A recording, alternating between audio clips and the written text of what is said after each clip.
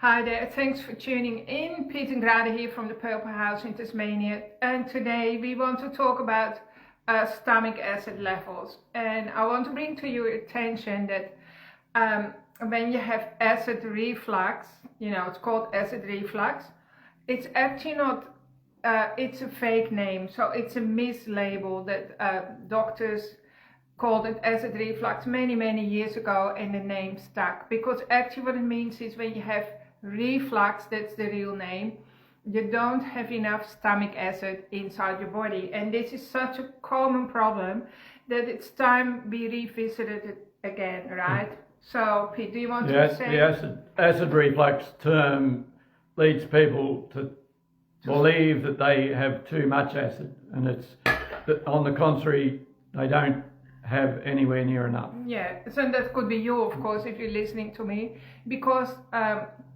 98% of the world population suffers from reflux at different times of their life, and then a huge amount of people have serious problems with their stomach. And how do we know that? Because of course we see it in our own clinic as well, right? But we know that over-the-counter antacids are the most sold drugs in the world, globally speaking. So there are a lot of people who go to the chemist and they buy Nexium or what are some other things. They buy Mylanta or Gaviscon, yeah. and a lot of those antacids have aluminium in, which causes your red cells to start sticking together, so your blood doesn't flow properly. That's right. So aluminium is not meant to be in your body. I mean, aluminium is to be avoided at all times. We sometimes share information about how bad aluminium is with you. Aluminium is used in storage ponds to make all the yucky stuff, the gunk, stick together. So the solids stick together so they can be scooped off. Floats to the surface, and then the water can be recycled for something else.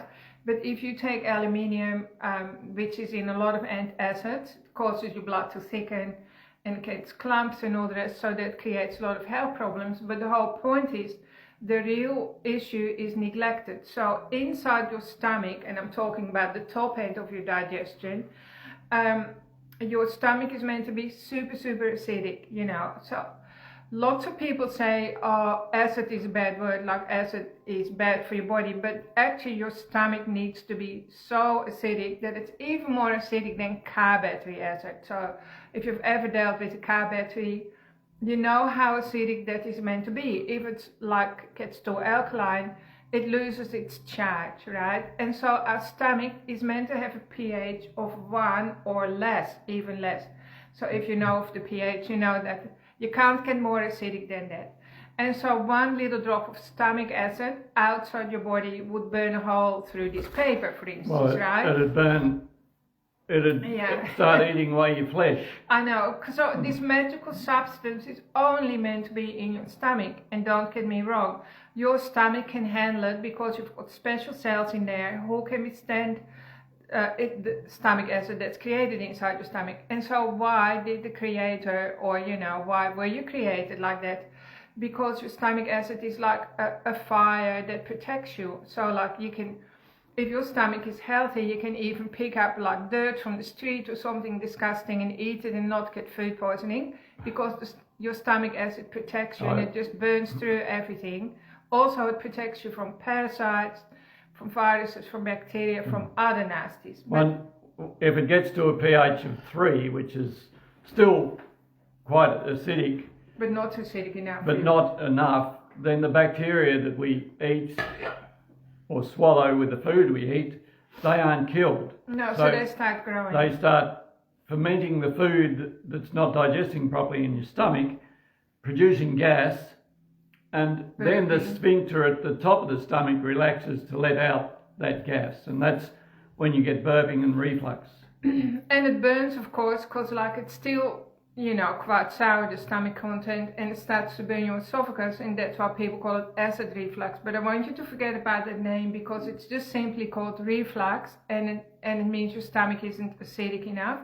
Very rarely, maybe less than 1% of the world population who suffers from stomach problems has too much acid. It's pretty well unheard of. Yes. So this is like a massive misrepresentation of your stomach, and everyone gets addressed the wrong way unless you listen to us or you do your own research. So we encourage you to supplement with betaine HCl, which is like a vegetable matter that a supplement boosts your stomach acid levels. So your stomach. The HCl part is hydrochloride, which is the same HCl for hydrochloric acid, and it's derived from the beetroot. Exactly. It's very, very safe to take. We'll just cut to the chase straight away. You supplement with that every meal. It starts to rebuild your own inner fire in your stomach, and your health comes back. So halfway through the meal or at the end of the meal, you'd supplement with one. If you felt a warming sensation after the meal in the area of your stomach, just under the central rib cage area, you would have enough hydrochloric acid. So you don't need that. But if you don't feel that warming sensation, you'd increase it to 2 the next meal. 2 betaine HCl. 2 betaine HCl. If you didn't feel the warming sensation at the end of the meal, you'd increase it to 3. And you can keep going until you get to 5 capsules. Per meal. Now, and sometimes if you start feeling that warming sensation after a little while, after a week or a couple of weeks, having that 5 every meal, then you decrease it by 1, drop it by 1. Yeah. And then because you will start producing your own hydrochloric acid again in your stomach. Yeah. There's cells in your stomach that produce it.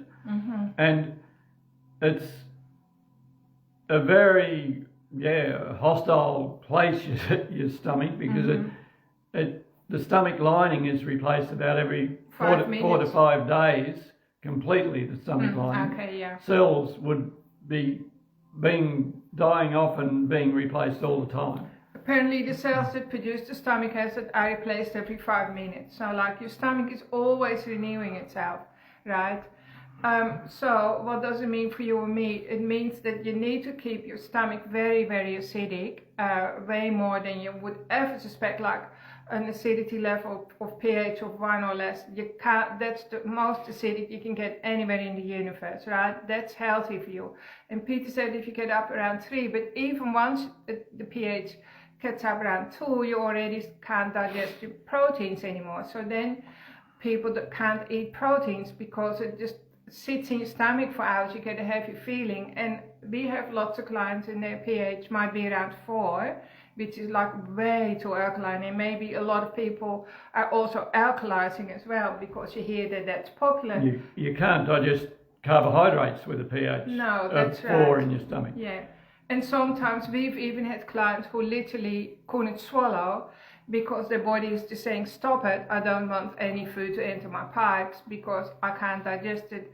And their pH level were probably up around 5, right? So then your body can't digest anything anymore. So someone may ask the question, what if I've got a stomach ulcer?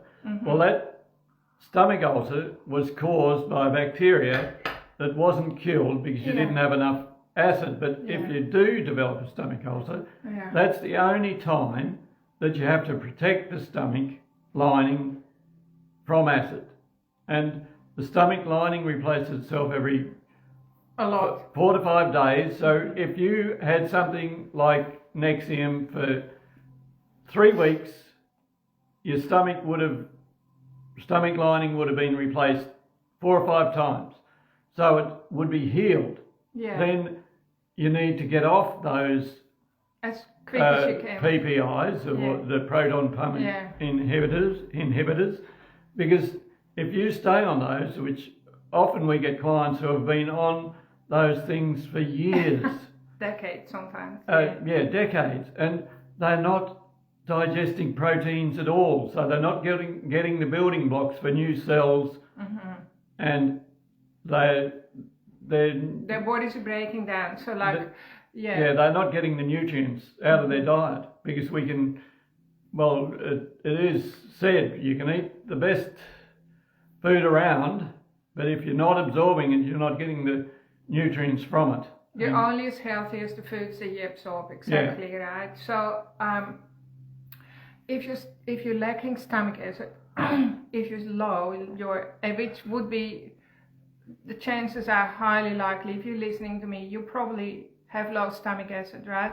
That means if you don't supplement with beta and HCl, then that means eventually you're going to suffer from things like your hair is getting thin, your nails are breaking down, your bones are getting brittle, osteoporosis.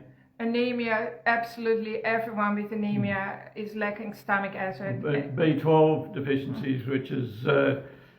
your eyesight is going backwards, your skin is not as good. So all those little symptoms of breaking down, and they sneak up on you. So I want you to think about this, like how strong are your nails, how strong, healthy is your hair, right? How healthy is your skin?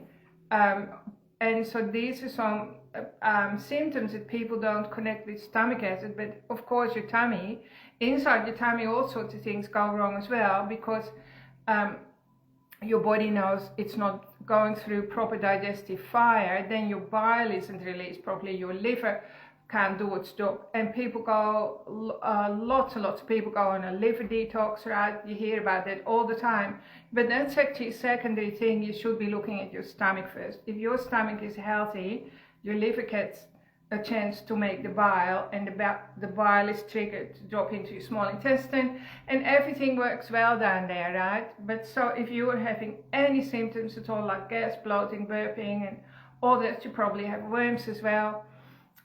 You need to go back to beta and HCl like we suggest. It's not very expensive, is it, Pete? Like you can buy a big bottle, it's very economical. Plus you need salt as well. So like 95% of the world population is deficient in salt or minerals. Particularly sodium chloride. And the chloride part then mixes with hydrogen to make HCl, which is hydrochloric acid. So we need salt. Yeah, that's right. Yeah. If you're on a salt restricted diet, 100% you don't make enough stomach acid, because you need salt for everything. So we also encourage you to eat healthy salt, at least 1/4 teaspoon for every 30 kilos of body weight. And you can choose your own source of healthy salt, right? We're not really concerned. Just make sure it's unprocessed salt. Another thing that you really need to boost your hydrochloric acid production is, if you live a stressed life, you need to de-stress. Yeah, you need to learn to relax. Magnesium helps calm you down and relax you, but learn to relax before you eat. Ah, yeah, for sure. Yeah. If you're feeling uptight, don't eat. Take some time to chill out at the end of the day, or just skip a meal otherwise, right? Or just go and have a nice, relaxing, warm bath before dinner.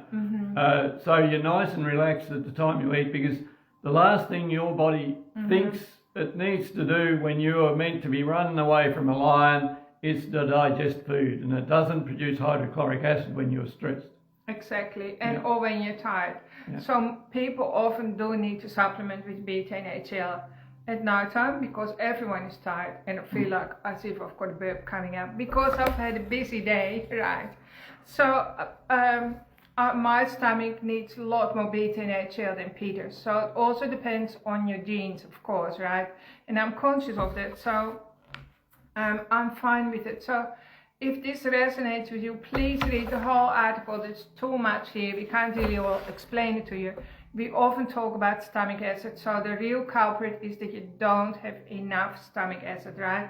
You start to suffer from systematic alkalosis, it's called, and also that often leads to constipation in your body as well. Or you haven't been having enough salt to produce your hydrochloric acid, or you've been too stressed to produce your hydrochloric acid. That's right. And some people are just born with like a deficiency like that, and they always have to supplement, and that's fine. We have people who've been taking beta and HCl for over 10 years now, and they're doing really, really well. It just turns their life around, right? So I'm hoping that this resonates with you.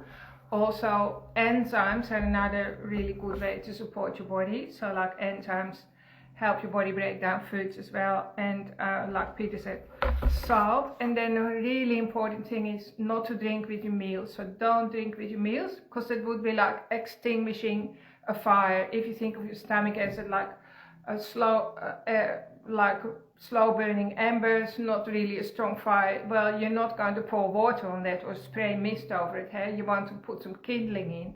So don't drink with your meals. Usually we say stop drinking 20 minutes before at least. Yeah, and then don't drink anything for 2 hours after your meal, and that gives your body a chance to digest the food. So fermented foods are really good, like sauerkraut, kimchi, and we recommend that you buy the Love Your Guts brand because it's made in Tasmania and it hasn't been, and it's totally organic. So fermented food, even kefir or something like that, a really good brand. It's pre-digested, So it actually supports your digestion because it's pre-digested and it really inoculates your body with awesome, really, really good bacteria. We'll often have sauerkraut or fermented food at night, and in the morning we'll have a probiotic. So I tell people it's a must really to replenish those good gut bacteria on a daily basis for good health. Yeah. So, and then of course parasites, we talk a lot about parasites, which are worms, right? So parasites can be visible with the eye, like people can put them out and you can see them, or they are small so that you can't see them, but we can see them under the microscope, or we can see evidence of it. And lots of people have parasites, so parasites also create all sorts of chronic diseases. And so again, you can get rid of the parasites, but you also need to get rid of the base root of the problem, which is that you don't have enough stomach acid. And so parasites have an open door, they just come into your mouth and enter the body, right? So again, we highly recommend that you give beta-NaHL a go. It's on our website, it's actually on our shop, our online shop, which is always open. So read the article again, maybe re-listen to this video. If you know of anyone who is on antacids or who's got some of these problems that we're talking about, please share this article, because we're not just talking about the stomach, we're talking about how eventually your whole body breaks down, because like your bones get brittle, you even have like your brain doesn't function, you have brain fog. We had a client who had to go off Nexium because she was becoming so osteoporotic.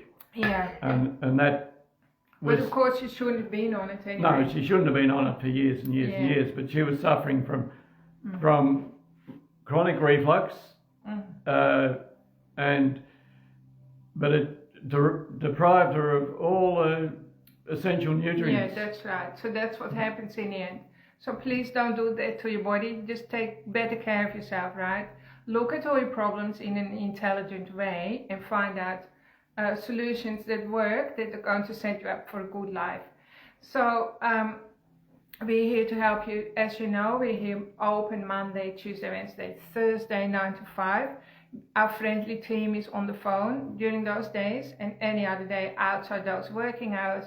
The online shop is always open as well, so please go ahead and check out our online shop, the Purple House. So I'll put the link in the article, and it's also got lots and lots of free ebooks, so everything we share with you will be explained in the ebooks as well, so go ahead and download those as well. Anyway, that's it for now. So we hope you stay warm, and stay warm from your inner fire as well as stay warm with an outer fire, of course. And we hope that you have a really good week. Is that all you wanted to say? All. Thanks for tuning have a good in. week. Bye for now.